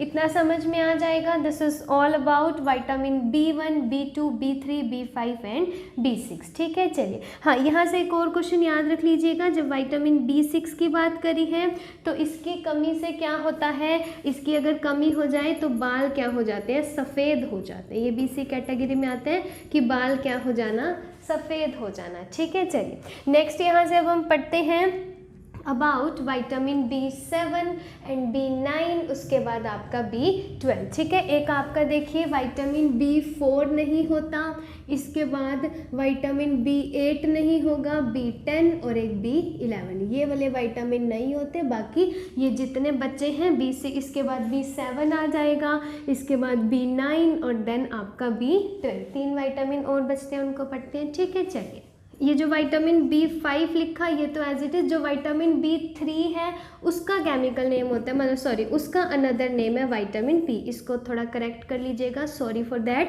आपका विटामिन B3 का अनदर नेम है विटामिन P, B5 का नहीं है, B3 का है। ठीक है, चलिए नेक्स्ट यहाँ से अब हम पढ़ते हैं about vitamin B7, B9 and B12। ठीक से यहाँ से पढ़ते हैं about vitamin B7, B9 and B12। ठीक है, देखिए यहाँ से अगर बात करते हैं विटामिन B7 की, सबसे पहले इसका केमिकल नेम क्या हो जाएगा, तो याद रखिएगा बायोटिन, इंपॉर्टेंट है बायोटिन। नेक्स्ट आता है विटामिन B7 को ही एक और नाम से जाना जाता है, इसको कहा जाता है विटामिन H। क्या कहा जाता है, विटामिन H। ठीक है, नेक्स्ट अगर मैं बात करूँ विटामिन B9 की तो इसका केमिकल नेम क्या हो जाएगा, folic acid. Very very important, क्या हो जाता है, फॉलिक अम्ल। ठीक है, और विटामिन B9 को एक और नाम से जाना जाता है, दैट इज़ विटामिन M। किस नाम से जाना जाता है, विटामिन M। नेक्स्ट अगर मैं बात करती हूँ विटामिन B12 की तो इसका केमिकल नेम क्या हो जाएगा, साइनोकोबालामिन। बहुत इंपॉर्टेंट, बहुत बार एग्जाम में पूछा है, साइनोकोबालामिन। एक तो इन तीनों के केमिकल नेम याद रखिएगा। इसके बाद नेक्स्ट हम यहाँ से पढ़ते हैं कि जैसे आपका विटामिन B7 है, इसके सोर्सेज क्या क्या हो जाएंगे, जैसे बनाना हो गया, नट्स हो गया, मशरूम और ब्रोकली वगैरह। ठीक है, जो आपकी हेल्थ को क्या रखेंगे, काफ़ी हेल्दी रखेंगे। इसका मेन फंक्शन क्या है कि यह बॉडी में फैट को या फिर वसा को सिंथेसिस करने में, संश्लेषण करने में क्या करता है, हेल्प करता है। ठीक है, हमने बात की है हमें हेल्दी रखेंगे हमारे नेल्स को हेल्दी रखेंगे, हेयर्स को हेल्दी रखेंगे। तो अगर इनकी बॉडी में कमी हो जाती है तो यहाँ से क्या हो जाता है, डर्मिस। डर्मिस का मतलब है कि जो बाल है, बालों का क्या होना भाई, झड़ना, ठीक है, यानी कि हेयर फॉल वगैरह होना। तो वो समस्या किससे होती है, आपका विटामिन B7 की कमी से, ठीक है, हेयर फॉल होना, या फिर जो नेल्स है ब्रिटल यानी नेल्स का क्या होना, टूटते रहना, ठीक है। तो अगर हम हेल्दी खाना खाते हैं तो ना वहाँ से बाल झड़ते और ना वहाँ से मतलब आपके जो नेल्स हैं वो भी नहीं टूटते। नेक्स्ट आता है आपका अबाउट विटामिन B9। तो यहाँ से केमिकल नेम हो गया फॉलिक एसिड, सोर्सेज क्या हो जाते हैं, जैसे एप्पल हो गया, पोमीग्रेनेट, मतलब जिससे भी देखिए क्या है, 9 है ना, 9 देखते ही हमें याद आ जाना चाहिए वही आपका एनीमिया या फिर खून की कमी। तो यहाँ से सोर्सेज जो आपको मतलब ब्लड बनाने में हेल्प करते हैं तो आ जाएगा एप्पल एंड पोमीग्रेनेट वगैरह, ठीक है। फंक्शन वही आरबीसी के प्रोडक्शन में हेल्प करेगा, और अगर इसकी कमी हो जाती है तो क्या हो जाता है, एनीमिया, ठीक है, एनीमिया, चलिए, यानी कि अरक्तता मतलब कि खून की कमी, ठीक है। नेक्स्ट यहाँ से हम बात करते हैं अबाउट B12, जिसके सबसे ज़्यादा क्वेश्चन आते हैं, देखिएगा। एक तो विटामिन B12, इसमें केमिकल नेम हो गया साइनोकोबालामिन। इसके बाद एक और यहाँ से इम्पोर्टेंट क्वेश्चन बनता है कि विटामिन B12 में कौन सा एलिमेंट प्रेजेंट होता है, तो आपका आ जाता है कोबाल्ट। क्या आता है, कोबाल्ट। और एक और क्वेश्चन आता है कि कैंसर उपचार में या कैंसर को ठीक करने में क्या यूज़ होता है, तो याद रखिएगा कोबाल्ट 60। क्या आ जाता है, कोबाल्ट 60। और ये जो कोबाल्ट है इसका एटॉमिक नंबर कितना होता है आपका, 27। एक ये याद रख लीजिएगा। तो यहाँ पर क्या प्रेजेंट है, देखिए आपका कोबाल्ट, ठीक है। और जितने भी मतलब जो भी मिल्क रिलेटेड प्रोडक्ट हैं, मिल्क प्रोडक्ट है, उनसे यह सबसे ज़्यादा हमको मिलता है। तो सोर्सेज वही देखो, कर्ड हो गया, दही, फैट मिल्क, मटन और एग वगैरह, ठीक है। नेक्स्ट आता है कि विटामिन B12 और हमें किस किस में हेल्प करते हैं। तो सबसे पहला काम इसका क्या है कि जो भी स्पिनल कॉर्ड, मेरुरज्जु और जो भी नर्व है उसको यह क्या करता है, डैमेज होने से बचाता है, हमारे ब्रेन को भी क्या रखता है, हेल्दी रखता है, ठीक है। और अगर इसकी कमी हो जाए तो इससे क्या होगा, एक एल्जाइमर क्या होता है, भूलने की बीमारी, ठीक है, क्या होता है, भूलने की बीमारी, ठीक है जी। नेक्स्ट ये क्या करता है, हमारे हार्ट को भी क्या रखता है, हेल्दी रखता है। हार्ट यह एक प्रोटीन को रिलीज करता है जिसको बोला जाता है होमोसाइटिन। ये याद रख लीजिएगा, होमोसाइटिन। जो आपकी आर्टरीज हैं, वेन्स हैं, उनमें ब्लड जो है इजीली फ्लो होता रहे, उसको विटामिन B12 क्या करता है, कंट्रोल करता है। एक और आता है कि यह हमारे मूड को क्या करता है, हैप्पी रखता है। जो विटामिन B12 है यह क्या करता है, हमारे मूड को यंग रखता है, हैप्पी रखता है। एक तरीके से एंजाइम को सीक्रेट करता है, दैट इज सेरोटोनिन, ठीक है, सेरोटोनिन जो हमें क्या देता है, खुशी प्रोवाइड करवाता है, ठीक है। तो इसकी कमी से अल्जाइमर हो गया या जो भी आपका हार्ट रिलेटेड डिसीज़ होगी। इसीलिए जितना ज़्यादा हेल्दी खाना खाएंगे उतना हम जो है अच्छे फिट एंड फाइन रहेंगे, ठीक है। In this class we will discuss about the very important topic of life science, that is vitamin C and vitamin D, ठीक है। लास्ट क्लास में हमने, लास्ट 2 क्लासेस में, इससे पहली वाली क्लास में हमने विटामिन की इंट्रो करी थी, है ना। उससे अगली क्लास में हमने विटामिन A की डिटेल पढ़ी थी। अगर आपने अभी तक वो दोनों वीडियो नहीं देखी है तो पहले उसको देख लीजिएगा, ठीक है। इसके बाद यहाँ से जो हमने पढ़ना है वो हमने पढ़ना है about vitamin C and vitamin D, ठीक है। सबसे पहले तो विटामिन C की डिस्कवरी किसने करी, तो नाम याद रखेंगे हॉलकट। क्या नाम याद रखोगे, हॉलकट। दूसरे नंबर पर वेरी वेरी इंपॉर्टेंट इसका केमिकल नेम या फिर रासायनिक नाम क्या हो जाता है, तो नाम याद रखिएगा एस्कॉर्बिक। क्या हो जाएगा भाई, एस्कॉर्बिक, ठीक है। नेक्स्ट आता है कि जो विटामिन C है सबसे ज़्यादा वो आपको किससे मिलता है, तो नाम याद रखेंगे, आंवला हो गया, नींबू, संतरा, या यूँ कह दूँ जितने भी सिट्रस फ्रूट्स हैं, मतलब जितने भी आपका खट्टे फल फ्रूट वगैरह हैं, उन सब से क्या मिलता है, विटामिन C। और विटामिन C का सबसे अच्छा सोर्स कौन सा है, तो आ जाएगा आंवला। वेरी वेरी इंपॉर्टेंट, ठीक है। चलिए नेक्स्ट आता है विटामिन C के बारे में कुछ और बातें सीखते हैं। विटामिन सी को बोला जाता है जोड़ने वाले पदार्थ, मतलब कि बाइंडिंग सब्सटेंसेस। क्या बोला जाता है?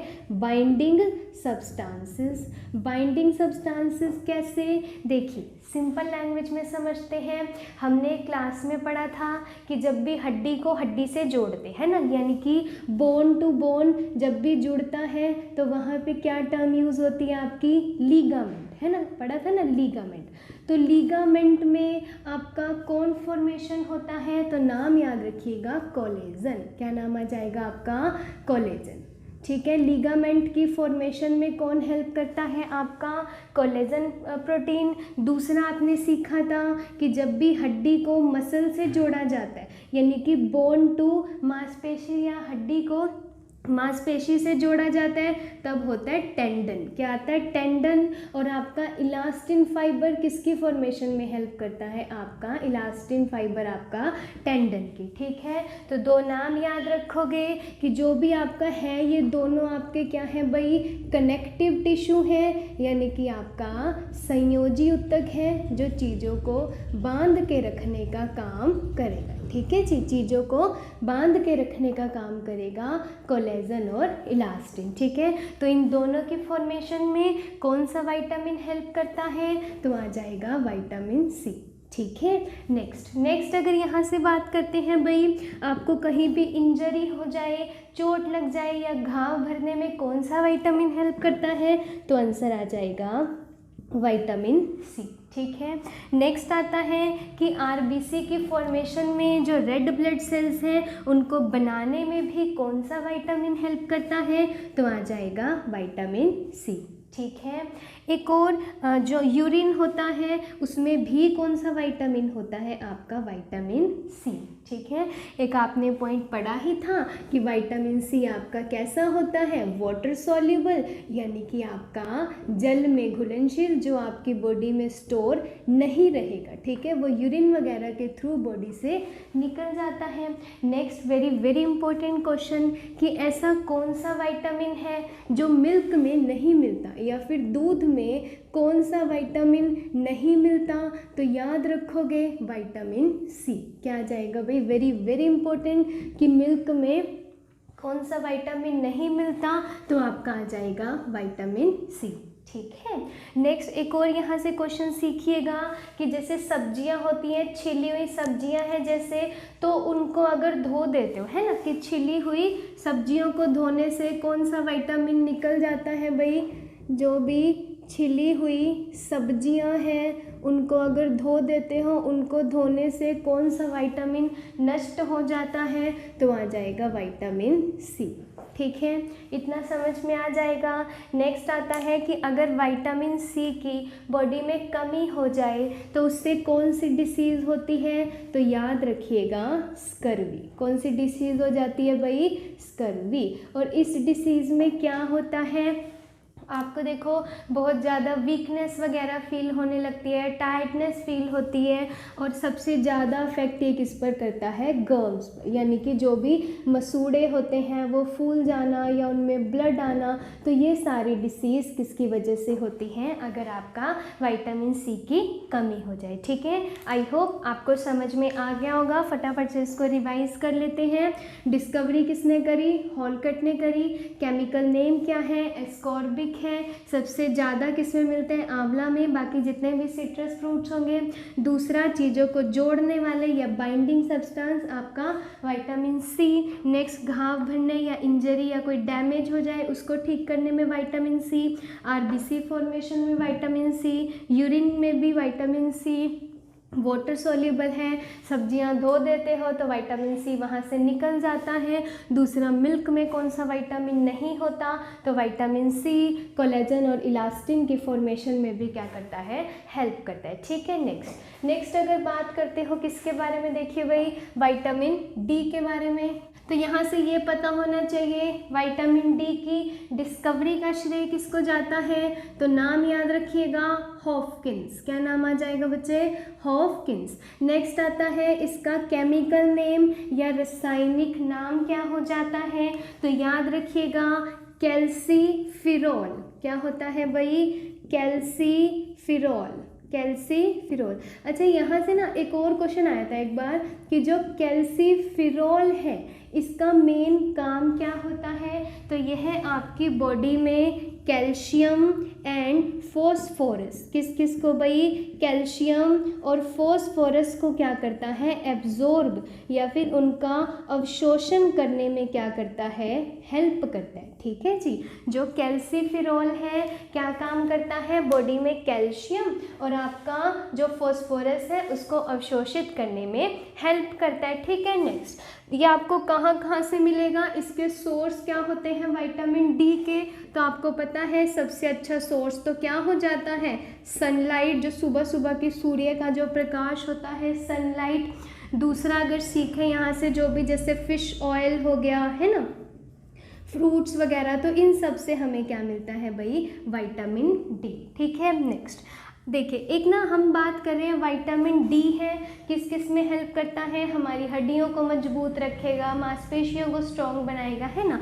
लेकिन और इसके लिए एक टेस्ट होता है विटामिन डी के लिए, या आपका जो बोन्स हैं वो कितनी स्ट्रॉन्ग है उसके लिए एक टेस्ट होता है, नाम याद रखिएगा, बीएमडी टेस्ट। क्या है भाई, बीएमडी टेस्ट। बीएमडी की फुल फॉर्म एक बार पूछ ली गई थी तो इसको याद रखिएगा, बोन मिनरल डेंसिटी। क्या है भाई, बोन मिनरल डेंसिटी। तो ये टर्म भी आपका किससे रिलेटेड है, आपका विटामिन डी से। ठीक है, नेक्स्ट अगर बात करते हैं कि बॉडी में अगर विटामिन डी की कमी हो जाए तो उससे कौन कौन सी डिसीज़ हो जाती हैं, तो दो नाम याद रखिएगा, एक तो रिकेट्स जिसको हिंदी में सूखा रोग बोल देते हो, और एक आपका ओस्टोमलेशिया। क्या हो जाता है भाई, ओस्टोमलेशिया। ठीक है, दोनों में ही क्या होता है, जो हड्डियां होती हैं वो बिल्कुल कैसी होती हैं, सॉफ्ट हो जाती हैं। ठीक है, तो अगर बात करते हैं रिकेट्स की तो ये आपका किस में होता है, बच्चों में, और ये जो आपका ओस्टोमलेशिया है ये किस में होता है,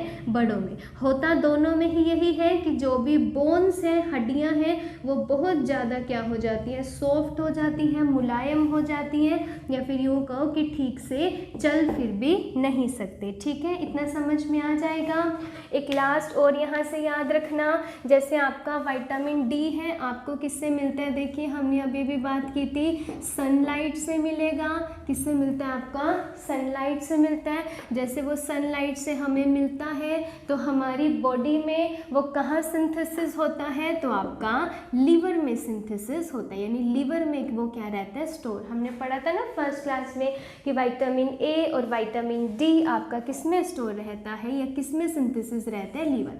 वैसे तो इसके बाद एक 7D हाइड्रोक्सी कैल्सीफिरोल एक टर्म और आती है, याद रखनी हो तो रख लीजिएगा कि इस फॉर्म में आता है ये 7D हाइड्रोक्सी कैल्सीफिरोल। नहीं तो सिंपल इतना याद रख लीजिएगा कि सनलाइट से आपका लीवर में स्टोर रहता है। ठीक है, समझ में आ गया होगा।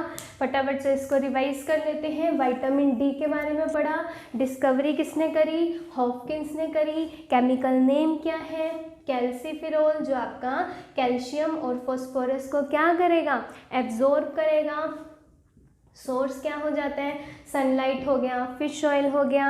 बोन्स को टेस्ट करने के लिए, बोन्स के लिए कौन सा टेस्ट किया जाता है, बीएमडी टेस्ट, मतलब कि बोन मिनरल टेस्ट। नेक्स्ट, अगर विटामिन डी की कमी हो जाए तो कौन कौन सी डिसीज़ हो जाती हैं, आपका रिकेट्स हो गया जो बच्चों में होती है, दूसरा आपका ओस्टोमलेशिया हो गया जो किस में होती है आपकी, मतलब बोन्स वगैरह क्या हो जाती हैं, सॉफ्ट हो जाती हैं। ठीक है, नेक्स्ट, किस विटामिन को हार्मोन भी कहा जाता है, तो विटामिन डी। और कौन सा विटामिन ऐसा है जिसको जो लीवर में स्टोर रहता है, तो आपका विटामिन डी। अब आपको एक क्वेश्चन का आंसर कमेंट सेक्शन में देना है। ये तो बात करी है विटामिन डी जो लीवर में स्टोर रहता है, इसके साथ एक और कौन सा विटामिन है जो आपका लीवर में स्टोर रहता है। ठीक है, इस क्वेश्चन का आंसर ज़रूर दे दीजिएगा। ठीक है, इसका स्क्रीनशॉट ले लेना। ठीक है, आई होप आपको लेक्चर अच्छा लगा होगा।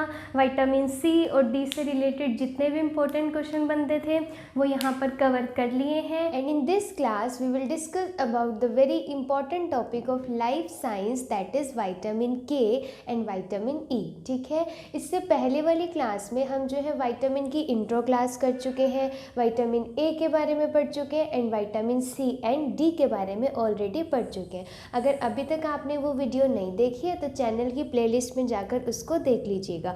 आगे उसी को हम कंटिन्यू करते हैं, हम पढ़ते हैं यहाँ say about vitamin K and vitamin E. ठीक है, चलिए सबसे पहले अगर बात करते हैं किसके बारे में, विटामिन के बारे में, तो सबसे पहले इसका केमिकल नेम क्या हो जाएगा, याद रखेंगे, फाइलोकोवेनिन। ठीक है, इम्पोर्टेंट है, क्या नाम आ जाएगा केमिकल नेम, फाइलोकोनिन। ठीक है, चलिए नेक्स्ट अगर बात करते हैं विटामिन के बारे में, हमने पहले भी पढ़ा था कि जो विटामिन के है वह कैसा आपका विटामिन है, जो आपका स्टोर रहता है, stored in the liver and kidney. ठीक है, किसमें स्टोर रहता है ये, लिवर एंड किडनी में, लिवर और किडनी में यह विटामिन आपका स्टोर रहता है। दूसरा हमने एक और इसके बारे में पढ़ा था कि ऐसा कौन सा विटामिन है जिसको बॉडी खुद सिंथेसिस करती है ना, जिसको बॉडी जो है खुद संश्लेषित करती है या खुद सिंथेसिस करती है, तो यहाँ से आया था vitamin K and vitamin D. Vitamin D already पढ़ चुके हैं, यहाँ से हमने पढ़ना है विटामिन के, जिसको बॉडी जो है खुद सिंथेसिस करती है और यह आपका लिवर एंड किडनी में स्टोर रहता है। ठीक है, चलिए नेक्स्ट अगर यहाँ से बात करते हैं कि विटामिन के लिए सबसे अच्छे सोर्सेज कौन कौन से हैं जिससे विटामिन के मिलेगा, तो सिंपल याद रखिएगा, ग्रीन लीफी वेजिटेबल जैसे कैबेज हो गया, मतलब कि पत्ता गोभी। ठीक है, इसके बाद कॉफ़ी आ जाता है, बीन्स हो गया, मटन हो गया, या फिर जो तुलसी की पत्तियां हैं, जिससे हमें क्या मिलता है, विटामिन के। नेक्स्ट अगर यहाँ से बात करते हैं, अगर विटामिन के से ना एक डायरेक्ट क्वेश्चन आता है, बहुत इंपॉर्टेंट है, कि जो ऐसा कौन सा विटामिन है जो ब्लड क्लोटिंग में हेल्प करेगा, यानी कि खून का थक्का जमाने में जो क्या करता है, हेल्प करता है। किस में हेल्प करेगा ये, ब्लड क्लोटिंग में, मतलब कि रक्त का थक्का जमाने में यह क्या करता है, हेल्प करता है। बहुत बहुत इंपॉर्टेंट है, तो क्या आ जाएगा आपका विटामिन के। ठीक है, चलिए अभी इसका क्या प्रोसीजर होता है, ब्लड क्लोटिंग क्या है, इसके बारे में थोड़ा सा सीखते हैं, है ना। जैसे सिंपल लैंग्वेज में सीखिए कि यहाँ से मान लीजिए कट लग गया या हमें जो है चोट लग गई, तो वहाँ से सबसे पहले क्या होगा, अगर चोट लगती है या ब्लड निकलता है तो प्लेटलेट्स एक्टिव हो जाते हैं। ठीक है, क्या एक्टिव हो जाते हैं, ब्लड में से प्लेटलेट्स एक्टिव हो जाते हैं। अगर प्लेटलेट्स ही है उसी को हम कहते हैं थ्रोम्बोसाइट। क्या बोलते हैं इसको, थ्रोम्बोसाइट। जैसे आपने पहले पढ़ा होगा कि जैसे आरबीसी है उसका केमिकल नेम आपका इरिथ्रोसाइट, डब्ल्यूबीसी का हो जाता है ल्यूकोसाइट, इसी तरीके से प्लेटलेट्स का क्या हो जाता है, थ्रोम्बोसाइट। ठीक है, तो सबसे पहले जैसे चोट लगी, प्लेटलेट्स क्या हो जाते हैं, एक्टिव हो जाते हैं। प्लेटलेट्स एक्टिव हुए मतलब कि थ्रोम्बोसाइट क्या हो जाता है, यहाँ से एक्टिव हो जाता है। ठीक है, उसके बाद क्या होगा, जब ये थ्रोम्बोसाइट एक्टिव हुआ, यह जो थ्रोम्बोसाइट है सबसे पहले यह किसके कांटेक्ट में आएगा, एयर के, यानी हवा के संपर्क में आएगा, तो यह थ्रोम्बोसाइट क्या बना देगा, थ्रोम्बोप्लास्टिन। ठीक है, क्या बना देगा ये, थ्रोम्बोप्लास्टिन। जब इसने थ्रोम्बोप्लास्टिन बनाया, थ्रोम्बोप्लास्टिन बनाने के बाद जो हमारी बॉडी में प्रेजेंट कैल्शियम है, ठीक है, क्या प्रेजेंट है, कैल्शियम है, उससे यह रिएक्ट करेगा या उसको कहेगा कि मेरी हेल्प कीजिए, यहाँ से चोट लग गई है, उसको क्या करना है, ब्लड को हमें फ्लो करने से रोकना है, तो यह किसकी हेल्प लेगा, कैल्शियम की। तो जो थ्रोम्बोप्लास्टिन है वह कैल्शियम के साथ रिएक्ट करके क्या बनाएगा, प्रोथ्रोम्बिन। ठीक है, क्या बना देगा, प्रोथ्रोम्बिन। चलिए, जब यह प्रोथ्रोम्बिन बनेगा तो बाद में यही जो प्रोथ्रोम्बिन है ये किस में बदल जाएगा आपका, याद रखेंगे इसको कि एक तो आपका थ्रोम्बिन प्लस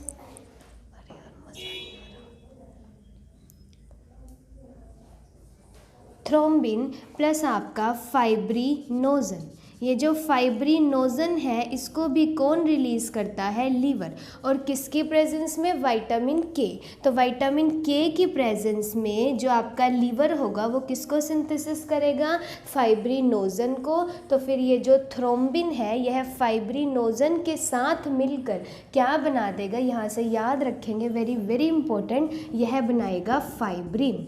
फाइब्रिन आपका क्या होता है? एक जालीनुमा स्ट्रक्चर बना देगा, इस तरीके से जाली जाली बना देगा कि अगर ब्लड बाहर भी निकलना चाहेगा तो वो बाहर नहीं निकल पाएगा। ठीक है, तो यहाँ से हो जाता है हमारा फाइब्रिन। इसके साथ में आपका WBC, RBC या फिर प्लेटलेट्स, मतलब जो भी क्या हो जाता है यहाँ से रुधिराणु, यहाँ से ये बाहर नहीं निकल पाएगा। ठीक है, तो यहाँ से ब्लड जो है वो अंदर, मतलब जो ब्लड है वो फ्लो नहीं कर पाएगा, तो इसको क्या बोला जाता है? दैट इज़ ब्लड क्लोटिंग में ये क्या करेगा?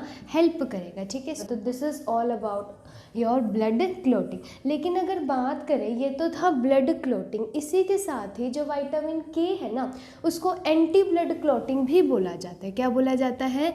Anti blood clotting. अभी ये कैसे? हमारी बॉडी में, हमारे लिवर में एक और प्रोटीन होता है, दैट इज़ हेपरिन। क्या होता है?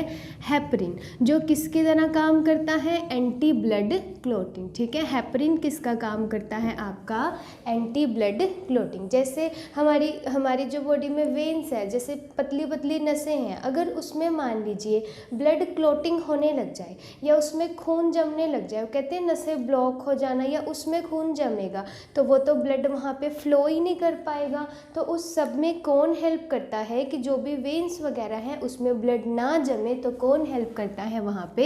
हेपरिन। ठीक है, कौन हेल्प करता है वहाँ पर? हेपरिन। और ये जो हेपरिन है ये इन सब पर क्या पड़ता है? भारी पड़ता है, लेकिन बशर्त ये है कि जो हेपरिन है ये बॉडी में एयर मत जाए। ठीक है ना, कि बॉडी में एयर ना जाए, क्योंकि जैसे ही अगर बॉडी में एयर चली गई तो वो क्या कर देगा? उस हेपरिन के असर को क्या कर देगा? ख़त्म कर देगा। जैसे आपने देखा होगा, सिंपल लैंग्वेज में समझिए, डॉक्टर हैं वो इंजेक्शन लगाते हैं, तो वो जब उसमें दवाई भरते हैं फिर उसको ऐसे करके करते हैं, है ना, तो उससे क्या होता है? उस इंजेक्शन में हवा नहीं रहती। ठीक है, क्योंकि हवा अगर बॉडी में जाती है तो हेपरिन के कांटेक्ट में आएगी और वहाँ से वो क्या कर देगा? ब्लड को क्लोट कर देगा। ठीक है, इसी तरीके से जैसे ग्लूकोज की बोतल भी लगती है भाई, तो उसमें भी लास्ट में जब थोड़ी बहुत ही वाटर ड्रॉपलेट्स रह जाती हैं तो उसको वहाँ से जो ग्लूकोज की ड्रॉपलेट रह जाती है उसको वहाँ से हटा लिया जाता है। ठीक है, तो ये आपका किस में हेल्प करता है? Anti blood clotting. देखिए, अगर चोट लगती है तो ये वाला सारा प्रोसेस, अगर सिंपल चल रहा है तो ये वाला सारा प्रोसेस। ठीक है, अभी यहाँ से क्वेश्चन कैसे आता है? एक तो आपका कि ब्लड क्लोटिंग में कौन सा विटामिन हेल्प करता है, तो आपका आ जाएगा विटामिन के। दूसरा आ जाता है कि ये बता दीजिए कौन सा एलिमेंट हेल्प करता है, तो आपने यहाँ पर पढ़ा था किसके बारे में? कैल्शियम के बारे में, तो ये एलिमेंट भी हेल्प करता है। नेक्स्ट आता है, ये बताइए कि कौन सा प्रोटीन हेल्प करता है? कौन सा प्रोटीन? तो प्रोटीन में आपका क्या आ जाएगा? यही आपका एक तो थ्रोम्बिन और दूसरा आपका फाइब्रिनोजन। ये दोनों प्रोटीन है जो किस में हेल्प करते हैं? विटामिन के लिए, आपका ब्लड क्लोटिंग में। ठीक है, इतना समझ में आ जाएगा। This is all about your blood clotting. ठीक है, नेक्स्ट अगर यहाँ से बात करते हैं अबाउट विटामिन ई, तो एक तो जो विटामिन ई है इसका केमिकल नेम क्या हो जाता है? तो यहाँ से याद रखेंगे, टोकोफिरोल। ठीक है, बहुत इंपॉर्टेंट है, विटामिन ई का केमिकल नेम क्या हो जाता है? टोकोफिरोल। नेक्स्ट अगर बात करते हैं इसके सोर्सेज क्या हो जाएंगे, यानी इसके स्रोत क्या हैं, तो आ जाएगा आपका जैसे वेजिटेबल ऑयल हो गया, वीट हो गया, फिश ऑयल हो गया एंड ग्राउंडनट वगैरह। ठीक है, नेक्स्ट अगर वेरी इंपॉर्टेंट बात करें विटामिन ई से क्या क्वेश्चन आता है, तो जो विटामिन ई है वह किसके लिए रिस्पॉन्सिबल है? ग्लोइंग स्किन के लिए। ठीक है, किसके लिए रिस्पॉन्सिबल है? ग्लोइंग स्किन के लिए, या फिर यूँ कहें कि त्वचा की सुंदरता के लिए। ठीक है, किसके लिए रिस्पॉन्सिबल है विटामिन ई? त्वचा की सुंदरता के लिए, तो इसको बोला जाता है ब्यूटी विटामिन। ठीक है, बहुत इंपॉर्टेंट क्वेश्चन है कि किस विटामिन को ब्यूटी विटामिन बोला जाता है, तो आपका आ जाएगा विटामिन ई। ठीक है, चलिए नेक्स्ट यहाँ से अगर बात करते हैं कि अगर इन केस विटामिन ई की कमी हो जाती है, अगर इन केस क्या होती है, विटामिन ई की कमी हो जाती है तो उससे क्या होता है, उससे होता है भाई स्टेरिलिटी या फिर लिखे इम्पोर्टेंस। ठीक है, मतलब कि नपुंसकता या फिर बांझपन। ठीक है, अगर क्या हो जाता है भाई, विटामिन ई की बॉडी में कमी हो जाती है तो जो मेल है या फीमेल है वो फर्टाइल नहीं कर पाएंगे। ठीक है, या फिर स्टेराइल वो जो होते हैं नहीं हो पाते। ठीक है, इतना समझ में आ जाएगा। इसीलिए इस विटामिन को एक और नाम से जाना जाता है, that is anti sterility vitamin. ठीक है, क्या बोला जाता है इसको, एंटी स्टेरिलिटी विटामिन। ठीक है, और यह विटामिन अगर इसकी कमी हो जाए तो स्किन पर क्या होते हैं, रिंकल्स वगैरह भी पड़ जाते हैं, यानी कि झुर्रियाँ वहाँ पर पड़ जाती हैं। तो आपके ग्लोइंग स्किन के लिए या सुंदर चेहरे के लिए कौन सा विटामिन ज़रूरी है, विटामिन ई। एक ये एंटी स्टेरिलिटी और एक आपका यहाँ से ये। यहाँ से एक चीज़ रह गई भाई, अगर विटामिन के की डेफिशिएंसी हो जाती है, अगर विटामिन के की बॉडी में डेफिशिएंसी हो जाती है तो उससे कौन सी डिसीज़ हो जाएगी, तो नाम याद रखेंगे, हीमोफीलिया। ठीक है, क्या नाम आ जाएगा, हीमोफीलिया। चलिए, यानी कि जो वहाँ पर क्या होगी, इंटरनल ब्लीडिंग होगी, क्योंकि अगर विटामिन के ही नहीं रहेगा तो वहाँ पर जो ब्लड है उसमें क्लोटिंग हो ही नहीं पाएगी। तो यहाँ से हो जाती है हीमोफीलिया। और यह जो डिसीज़ थी यह पहले महारानी विक्टोरिया को हुई थी। ये एक वैसे तो आपका जेनेटिक डिसीज़ है, यानी कि अनुवांशिक यह बीमारी है, जेनेटिक डिसीज़ है। इसको एक और नाम से जाना जाता है, दैट इज़ रॉयल डिसीज़। ठीक है, यानी कि अमीरों वाली बीमारी, इसको क्या कहा जाता है, रॉयल डिसीज़। ठीक है, this is all about your vitamin E and vitamin के। विटामिन के से सिंपल याद रखेंगे, एक तो उसका केमिकल नेम फाइलोकोविनिन, उसके सोर्सेज, नेक्स्ट याद रखेंगे ब्लड क्लोटिंग में हेल्प करता है। ये सारा का सारा प्रोसेस 2 से 3 बार रिवाइज करेंगे, समझ में आ जाएगा। ठीक है, एंटी ब्लड क्लोटिंग आपका हेपरिन, डायरेक्ट क्वेश्चन आता है। नेक्स्ट आपका विटामिन ई, जिसमें क्या हो जाएगा आपका, एक तो केमिकल नेम टोकोफेरोल, नेक्स्ट आपका ब्यूटी विटामिन, मतलब ग्लोइंग स्किन के लिए रिस्पॉन्सिबल। ठीक है, जैसे वो विटामिन ई के वो येलो कलर के कैप्सूल्स आते हैं ना, तो वो भी क्या होते हैं आपके विटामिन ई के। नेक्स्ट एक आपका एंटी स्टेरिलिटी। ठीक है, आई होप आपको क्लास अच्छी लगी होगी। क्लास को 2 से 3 बार देख लीजिएगा, तब आपको ये जो ब्लड क्लोटिंग का थोड़ा सा टिपिकल सा प्रोसेस है, और हाँ, इसको होने में लगभग 4 मिनट का टाइम लगता है। एक ये याद रख लीजिएगा, कितने मिनट का, 4 मिनट का। ठीक है, 2 से 3 बार इसको रिवाइज कर लीजिएगा और अच्छे से आपको समझ में आ जाएगा। ठीक है, अगर अभी तक आपने चैनल को सब्सक्राइब नहीं किया है तो चैनल को सब्सक्राइब कर दीजिएगा। वीडियो अच्छी लगे तो लाइक, शेयर एंड कमेंट कर दीजिएगा। Thank you, thanks for the watching.